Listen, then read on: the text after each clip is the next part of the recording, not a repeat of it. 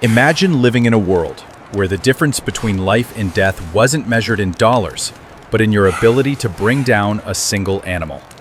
Every meal depended on skill, timing, and collective effort. There were no supermarkets, no freezers, no safety nets. The hunt was everything.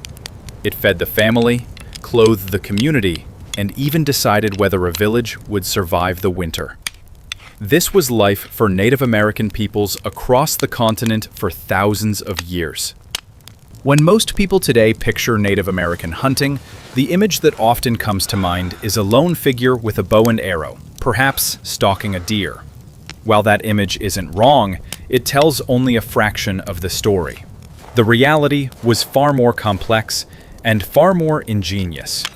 Native American hunting was not just about taking an animal's life. It was about reading the land like a book, understanding animal behavior with the precision of a scientist, and working together in coordinated ways that transformed the hunt into something much bigger than any individual act. These strategies were designed for efficiency, but they were also designed for respect. Every hunt carried spiritual meaning. Every animal taken was honored. Nothing was wasted, and the success of one hunt could sustain a community for weeks or even months. Today, we're going to explore 10 of the most brilliant hunting strategies used by Native Americans. Techniques that prove how advanced and adaptive these societies really were. You'll learn how they used the very shape of the land to capture herds, how they developed early versions of traps and snares, how they coordinated collective hunts, and how they ensured the survival of not just their people, but also the animals they relied on. These strategies were not primitive. They were sophisticated, calculated, and sustainable. They reveal a way of life where humans and nature existed in balance, a balance that modern society often struggles to maintain. And as we explore these hunting strategies, we'll see that they hold lessons that still matter today. Lessons about sustainability, patience, and respect for the natural world. Long before the bow and arrow became widespread, Native American hunters were already finding ingenious ways to outwit their prey. One of the earliest innovations was the atlatl, a spear thrower that used leverage to hurl a spear much farther and with greater force than a human arm could alone. This tool, used for thousands of years, allowed hunters to maintain a safer distance from dangerous prey such as bison or elk. The atlatl wasn't simply a weapon. It was a major leap forward in human biomechanics, giving hunters a technological edge over their environment. But weapons were only part of the equation. Early hunters quickly learned that brute force wasn't enough. They began to use the landscape itself as a hunting partner. Nowhere is this more evident than in the practice of the buffalo jump. This strategy involved carefully driving entire herds of bison toward cliffs or steep drop-offs. Once the herd was committed to running, momentum carried them over the edge. This was not a random or reckless process. It was carefully orchestrated.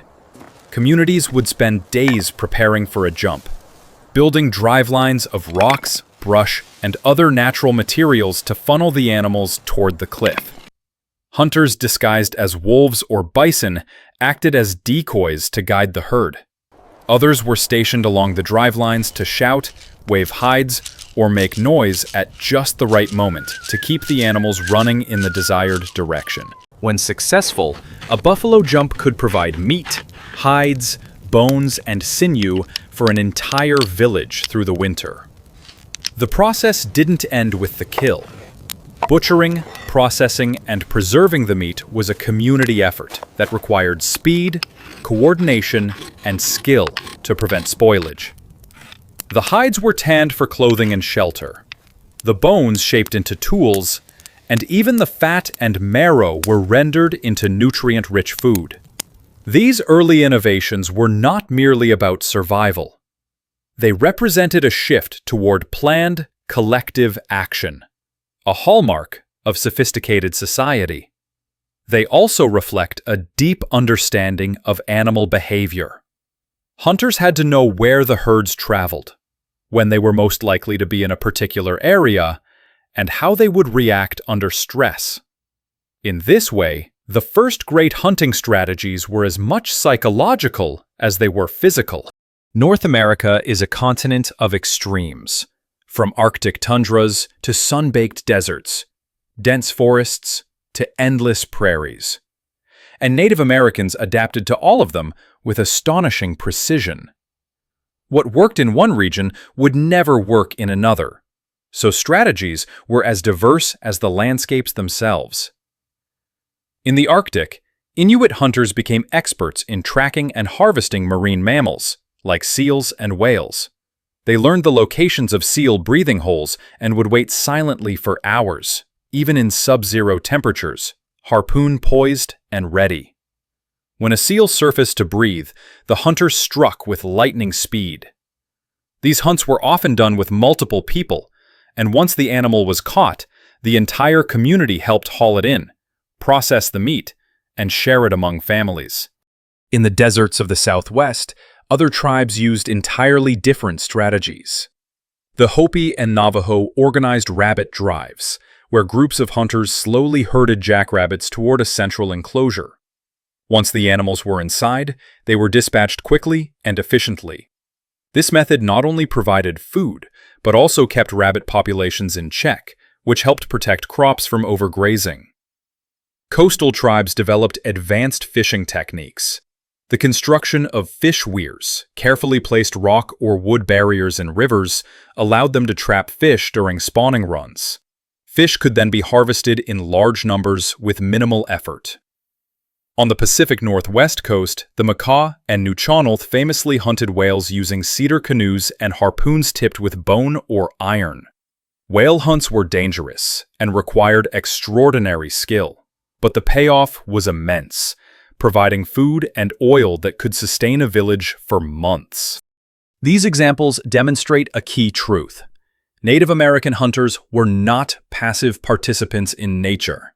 They were active managers of their environment, adapting strategies to maximize efficiency while maintaining balance with the ecosystem. They understood migration patterns, breeding cycles, and seasonal changes, and they aligned their hunting with these natural rhythms to avoid depleting their resources. While active hunts were dramatic and physically demanding, another equally brilliant strategy involved letting the land do the work. Traps and snares were a way to extend hunting effort over time and space.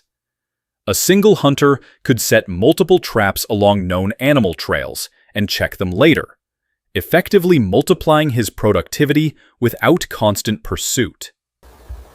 Deadfall traps were a common solution. These consisted of a heavy rock or log balanced on a trigger mechanism, baited to lure in small game. When the animal disturbed the trigger, the weight fell and killed it instantly. Snares, often made from sinew or rawhide, were set to catch animals by the neck or leg. Spring pole snares used the tension of a bent sapling to lift the animal off the ground, preventing escape. Fishing also benefited from passive methods. Fish traps and weirs allowed entire schools to be captured with minimal human presence. Some tribes even used basket traps submerged in streams, collecting fish overnight while the people focused on other tasks. The brilliance of these systems lay in their efficiency. They allowed hunters to conserve energy, freeing time for tool-making, food preparation, and other survival tasks. Passive hunting also provided a steady supply of meat without frightening away entire herds or depleting local populations. Tracking was not merely a skill. It was a science passed down through generations.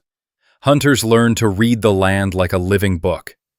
A single hoofprint could tell them the species, the size of the animal, its speed, and how recently it had passed. They observed broken branches, disturbed soil, droppings, and even the presence or absence of birds and insects to build a complete picture of their quarry's movements. Understanding animal behavior was just as critical. Hunters knew when deer would bed down, when bison were most likely to graze, and when waterholes would attract thirsty game. This knowledge allowed them to plan ambushes, saving energy and increasing the odds of success. Tracking also required patience and discipline. Sometimes, hunters followed a trail for days, moving silently, staying downwind, and waiting for the perfect opportunity to strike. This process was as much mental as it was physical, requiring focus, endurance, and respect for the animal being pursued. For Native American cultures, hunting was never just about the kill. It was a spiritual act that connected humans to the natural world. Many tribes believed that animals had spirits that offered themselves to the hunter, and it was the hunter's duty to honor that sacrifice. Before major hunts, ceremonies were often performed to ask for success and to ensure that the spirits of the animals would not be offended. After the kill, offerings of tobacco or food might be made, and the hunters would express gratitude. Wasting any part of the animal was considered disrespectful and could bring misfortune on future hunts. This spiritual framework created an ethic of restraint and sustainability. It reminded the community that hunting was not domination over nature, but participation in its cycles. Large-scale hunts often required entire communities to work together. Buffalo jumps, rabbit drives, and communal fishing events were all examples of this principle. These hunts were coordinated, with specific roles for runners, drivers, ambushers, and butchers. Communication and timing were everything. A single mistake could scatter the animals and ruin the effort. Collective hunts were also social events. They strengthened community bonds, provided an opportunity for teaching younger members, and often ended in feasting and celebration. The meat was shared according to established rules, ensuring that everyone benefited, including the elderly and infirm, who could not hunt themselves. Native Americans practiced what modern ecologists now call sustainable harvesting. They understood that overhunting could lead to scarcity, so they implemented informal rules to protect animal populations. Some tribes forbade hunting pregnant animals, or taking too many from a single herd. Others observed spiritual taboos that effectively acted as conservation measures, such as leaving the first salmon run untouched as a gift to the river. These practices ensured that animal populations remained healthy and that food sources were reliable year after year. They also demonstrate that Native American societies were not simply taking from the land. They were managing it for long-term survival. Hunting strategies were closely tied to the seasons. Tribes followed game migrations, moved camps to coincide with food availability, and timed their hunts to avoid waste.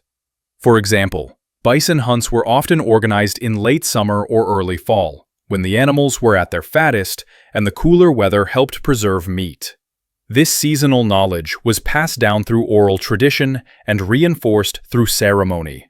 It provided a rhythm to life that aligned human activity with the natural cycles of the earth. Skills were not left to chance. Elders and experienced hunters trained the young through mentorship, storytelling, and practice. Children learned to track by observing small animals, to shoot by playing with miniature bows, and to respect the hunt through lessons and taboos. This education was both practical and moral. It created competent hunters and instilled a deep sense of responsibility to the community and the environment. Today, in a world of supermarkets and food delivery apps, it's easy to forget the incredible ingenuity required just to survive in the past. But the hunting strategies of Native Americans remind us that humans are capable of living in harmony with nature, not just exploiting it. These lessons are especially relevant now as we face environmental challenges. The principles of balance, respect, and sustainable use of resources are not just history. They are urgently needed solutions for the future. The story of Native American hunting is not just a story of survival. It is a story of genius. These strategies kept entire communities alive, but they also maintained the balance of the ecosystems they depended on. As you reflect on these 10 strategies, consider what they say about resilience, patience, and the importance of living with respect for the natural world. If this exploration inspired you, hit like, Share it with someone who loves history, and subscribe for more deep dives into the wisdom of the past. Most importantly, carry forward the lesson that survival and sustainability go hand in hand. A truth that was obvious to Native American hunters centuries ago, and that still matters just as much today.